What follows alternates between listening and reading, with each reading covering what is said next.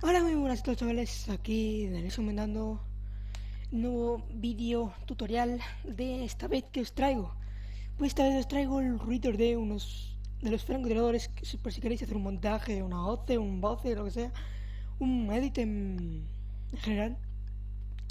Pues os traigo disparos de francotiradores de Modern Warfare 3 y Modern Warfare 2. Los traigo todos porque no los encontré. Y bueno, estos son los sonidos. Esta es la Barrett del... Bueno, perdón. Barrett del Modern Warfare 3. Mira, escuchar.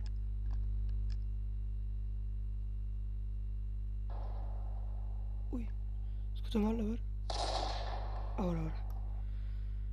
La MSR del Modern Warfare 3.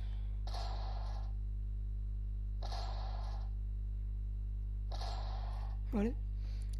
Bueno, lo primero deciros que en la descripción os dejaré el link para descargar cada una. Televisión.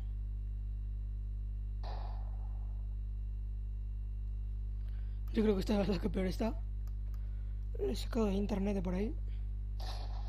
AC50. Vale. Esta es la L118A.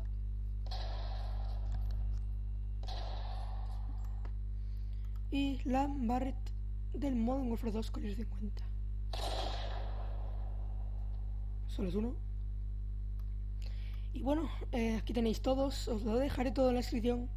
No debéis pasaros. Y si os he servido de algo, botad el vídeo like, favoritos, suscribiros si no estáis. Y nos vemos en el próximo vídeo. Hasta la próxima, chavales. Adiós.